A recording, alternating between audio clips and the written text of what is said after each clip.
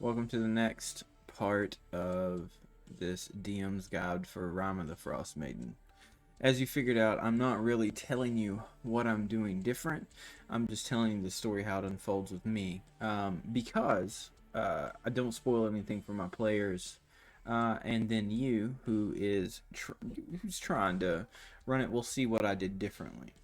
Um, this is the next session. I think this is session 0, 2, 1, 2. So this is session 2. Um, we ended the last session with Tally's murder. Still recovering from COVID, so forgive me for that. Um, but yes, it was Tally's murder. So they begin investigating it, right? This is when my other player, Chad, is there finally, and we get to see Mario Bargazzi and his mother. He is in the inn as well, and he comes out, and they all investigate the murder. They see that Tally has been stabbed in the chest, but there is no weapon. There's water around the wound, and there is also frostbite. Tally has no eyes. They have been replaced by blue stones. Um, as they continue to look, they notice that everything's been ransacked in the room, and the person that did it, or thing, went out the window. That's when they're introduced to a dwarven woman named Hilda Trollbane. She is very upset, lets them know that Tally was her friend and that she is very upset that they're gone. Um, Informs them that she's looking for somebody named Sefik. They were supposed to come up here to investigate the weird happenings with everything that was going on a boat called the Dark Duchess, which kind of disturbs Mario a little bit, but he doesn't really say anything other than that. And that this was a murder. Hilna searches the room, finds a book of Tally's research, and they realize that they could use that one time to help them with a survival check later on. With nothing left to do, the party then leaves Tally's body with Cora and tells Cora that, somebody else has got to take care of that because they have other things to do. They meet up with Grinsk at the dock where they're going to meet the Plesiosaurus. Hilm Trollbane went with them, but she stands back. The Plesiosaurus comes up on the ice and scoots toward them and throws up once because they've not recovered from the drinking that they've done, so they're hungover. Plesiosaurus shows up and they try to make deals with it, and it seems to kind of work, and they're trying to get Grinsk to talk to them, to Plesiosaurus, to represent something, but Grinsk is terrified. They roll a few rolls in attempt to try to convince the Plesiosaurus to back off, that, it's not going to matter. The rolls fail. Everything fails, and poor old Parley gets attacked, but dodges out of the way. Because Parley goes up to touch it to kind of like kill it, and it takes that as an offense. So they begin fighting. This thing is really strong. Its regular damage is 3d6. Now think that if you're starting out in this town, because you can pick any town to start out in, you're starting your party out in this town, and they fight the Plesiosaurus, because you don't have to fight the Plesiosaurus. This is just what they chose to do.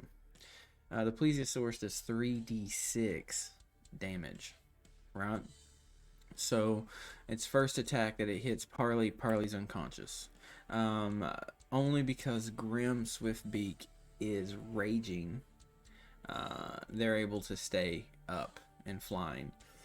There's a battle. Grinsk runs off. Hilm does not do anything. She watches. Grim finishes it off by lopping its head off. Because they've been attacking it from the air this whole time. Barely. And then they dissect it. They take it apart. I'm using Hamad's gathering. If I had it with me, I would show you. I printed off a copy. So I rolled on that. Parley is able to get some teeth from it to use to make arrowheads or sell. And Grim rolled a high enough survival to use part of the tail as a +1 great club. Yeah. So that's impressive. The rest of the town shows up, and they all begin taking it apart and harvesting it. And they make a deal that they're going to take some of the fat and meat for themselves and go to another town, Targos. They Before that happens, Swiftbeak takes the head of the plesiosaurus and drops it in the doorway of Reginald's grumpy moose. And Reginald, of course, doesn't know what to do about it. Gaul, at this time, goes and visits Shellscar to kind of give him a going away goodbye. He finds that Shellscar froze to death in the middle of the night because he wandered off again, but then came back and forgot to close his door. Gaul does something really cool. They lay out the food and some drink at his feet and leave him be like a ancient dying king.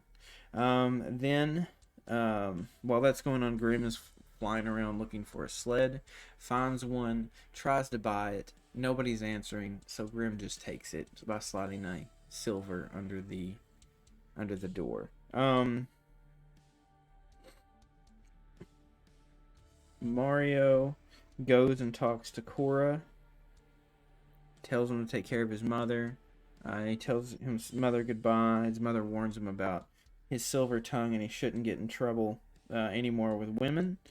The town kind of celebrates him.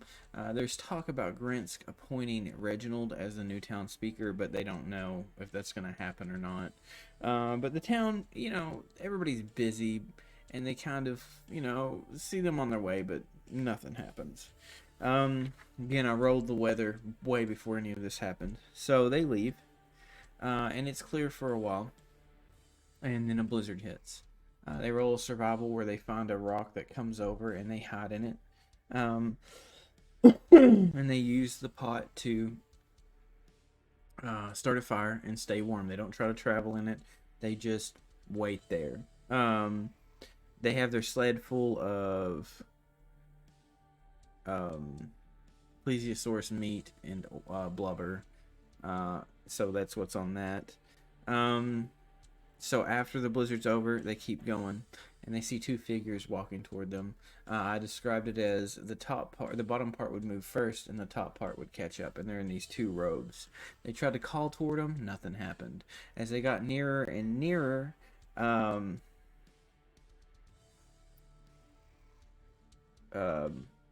tried to shoot a firebolt, not a fireball, a firebolt at the hood, and it actually hits a kobold and throws him back, revealing two more kobolds one on the shoulder. So it was 3 kobolds in a robe, and they panic, and Grim throws a spear into the other one at the bottom, collapses that one, and the other kobolds run off. And as I said to them, the 2 greatest wizards that ever haunted anything, Cannock and Buddock, were no more.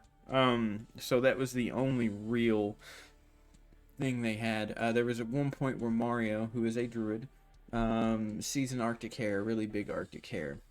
And they have in their book from Tally a list of sentient animals that they need to investigate, and one of them was called Bun Bun.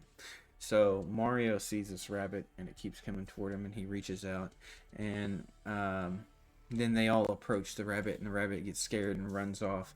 And Grim, being the hunter who he is, spears the rabbit.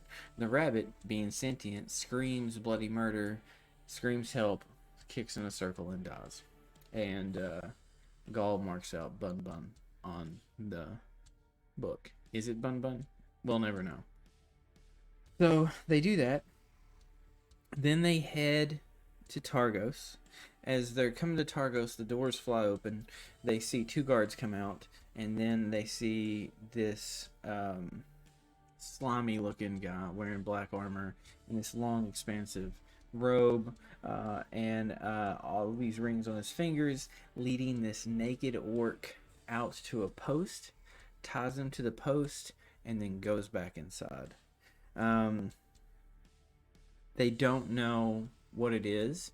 They ask one of the guards, and the guard says that, some places sacrifice food, some places sacrifice heat for uh, the Frost Maiden, but they sacrifice people. So the party goes inside, leaving the naked orc there. The naked orc may have an hour to live. So they have a discussion of what they're going to do. Mario, Parley, and Gaul can't let it stand. Grim, on the other hand, is, I can't deal with this type of civilization. I understand what's going on here. So he goes straight to the end. The Luskan Arms is what it's called. But they save her. They cut her free. She takes the cloak that is offered by Gaul, and she runs off. The guards weren't looking. They seem to have gotten away with it, but she runs off. And they don't know what to do about that. They do meet a guard named Findril. The guard insinuates that the lottery for the human sacrifice is rigged. And he's not sure that they should hang around unless they're going to pay him. Mario, with a few persuasion rolls, convinces him that Mario is somebody he should know. And the guard leaves saying, use my name in these places. So off goes all of them to shop a little bit.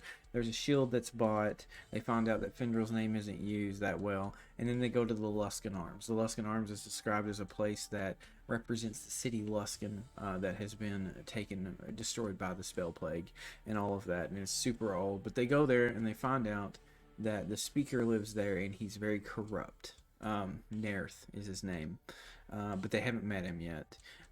Instead, they find out that Gort, Mr. Gort, the cook of the Luskan Arms, is missing. So Parley makes some food. Everybody's really cheerful. It's really good food. The rolls were good, so the food was good. And then while they're sitting there, there is a loud, grainy voice coming from upstairs talking about Mario. And then this woman comes down, and she's got frizzy hair, and she's dressed really nice. And she takes some food, and then Mario tries to hide. It's a success. And then she goes back upstairs, leaving the party confused. And that's where we ended it. Tomorrow, we start the next session. I'm curious to see what happens in Targos. Targos isn't a nice town. But I think that they might stay there a little bit longer. We're about to hit this thing where they're about to bisect into 3 different directions if they wanted to. I'm curious to see what will happen there. So far, I haven't had trouble on tying the towns together. That's what I was afraid of the most, because there is no connections to the towns. Correct? Like, so there's no way that the book connects them. You kind of have to connect them themselves, which is fine. But I think it works out well. I have been using my own descriptions for that, and if any of you ever want written out descriptions for like the Luskan Arms or some random place that I used, let me know, and I could put that up on the DM's Guild for like $1 or 50 cents, and it wouldn't be a big deal. But so far, everything is going smoothly, not according to plan, but smoothly. We'll get to a point to where I'll talk about the idea of lore versus what they're doing, because this is the first time that I've played in a world that's existed before I thought it up. So there are a lot of things, a lot of rules, a lot of history that's there that I didn't think about. So I have to look up a lot of things and implement them into the game to kind of give it a breathing actual world. But that's where we are so far. Thanks for watching this, and until next time, keep those dice rolling.